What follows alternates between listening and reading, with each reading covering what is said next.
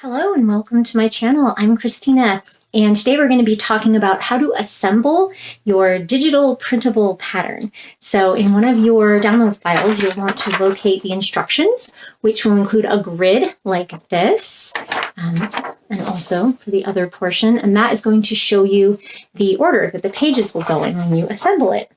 And something I wanted to mention was that this pattern prints just fine on both US letter and A4 paper, except for those of you that aren't familiar, you can see the A4 paper is just a little bit bigger, a little bit taller, and then the US is a little bit wider, but the page, the important part will be the same on both. So, all right, with that ready, once you get your pattern all printed out using the instructions, we'll go ahead and assemble it.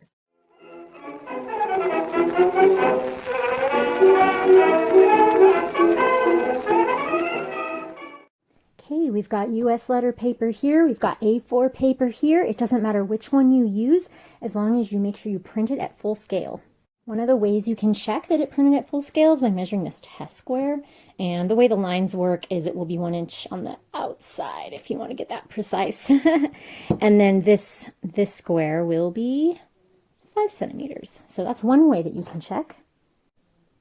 Another way that you can check that I think I would probably recommend is to measure the actual printed area. So from here around like that, the solid line indicates that that's the edge of where the larger piece will end, and then the dashed ones are where you will join them.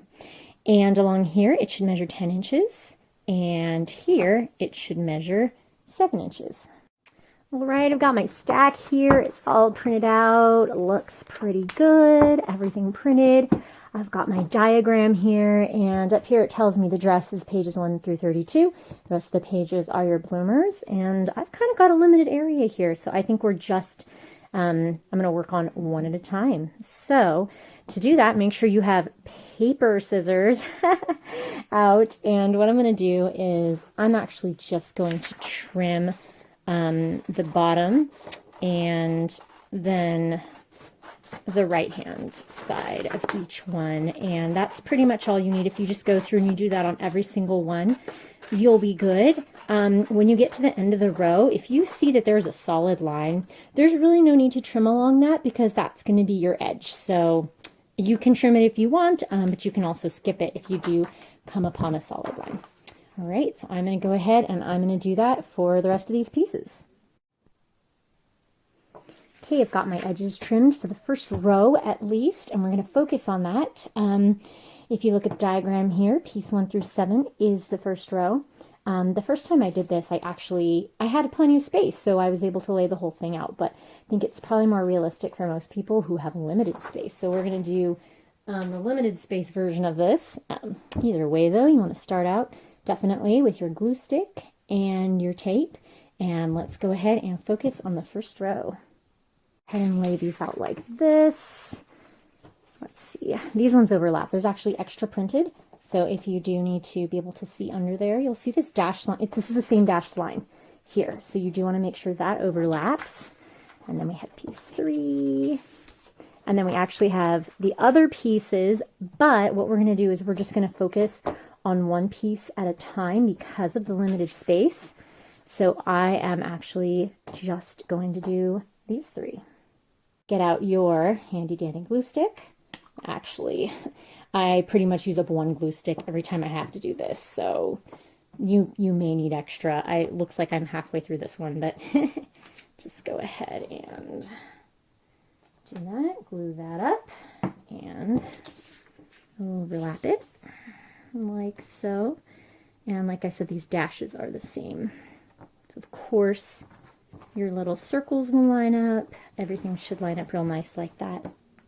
Now, something that I definitely recommend is get out your tape. And I like to tape over anywhere that I'm going to be cutting through. And if you do that, actually that's kind of a large piece. If you do that, then when you go to cut that, it will keep it from these 2 pages coming apart.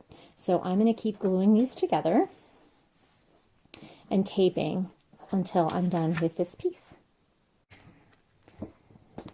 And there we are. I think I'm going to be cutting out a small, so I'm only going to be worried about the small lines here like that. And all right, now I've got this piece done.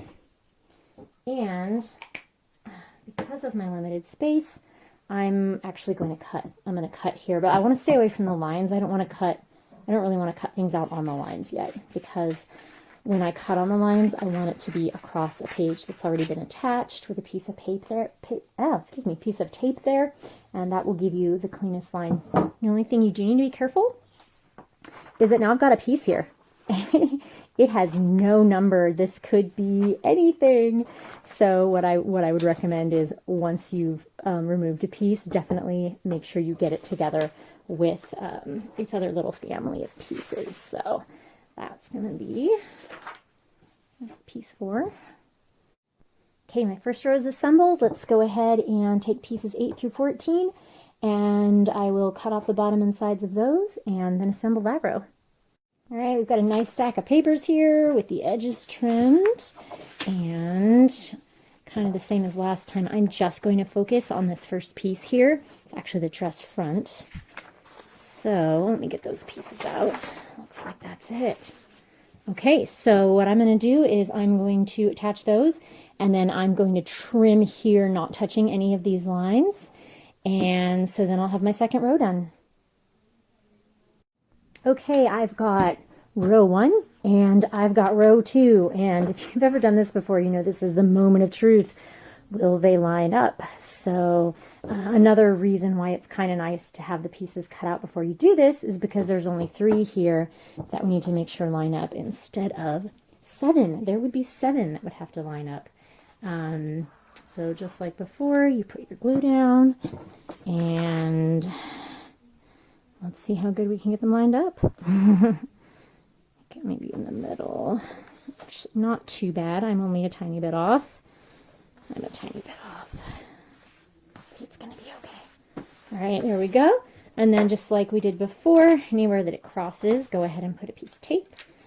And okay, row 3 is a little bit different. As you can see, this yoke piece over here was pieces 17 and 14, but we are not going to have that row here.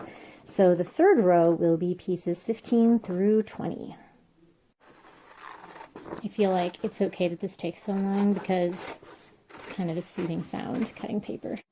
For the third row, same exact thing we've been doing before. I'm just going to take the pieces for that one main dress piece and focus on attaching those. Here you can see the sleeve piece is nested in that piece, so just be mindful of that. Make sure you put tape there in the little intersections, and also make sure you don't cut, make sure you don't prematurely cut that. Make sure you know that this is for sure the outer dress piece. And if you have any doubts, always go and check your diagram. Attaching row 3 to rows 1 and 2, just like that. You can hear people laughing in the background. Sorry. Well, actually, I'm not sorry. Laughing is good. All right, time to attach row 4. We're so close. I think there's just one more row. Okay, it's the bottom row. This is the bottom. So you don't have to cut off the bottom on these ones. You can just cut off the side. I mean, below it in the number order is the bloomers.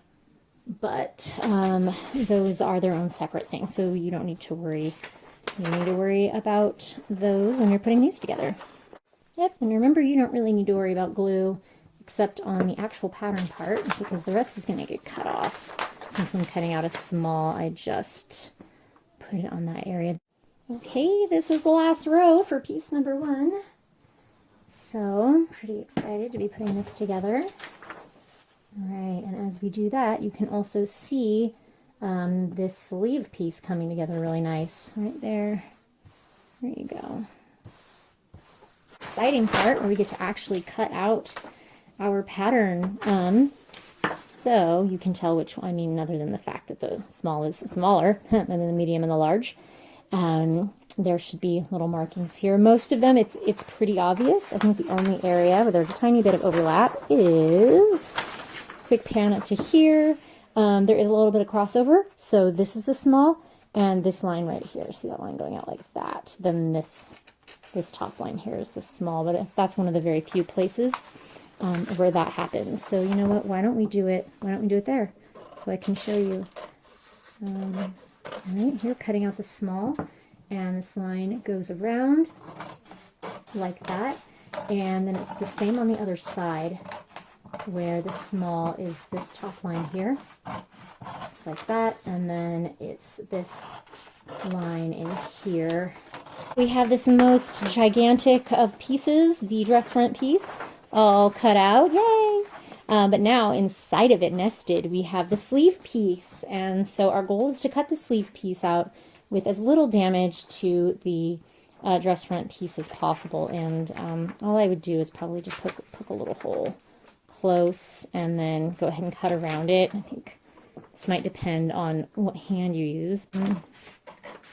Yeah, as close as possible, cutting out only the small.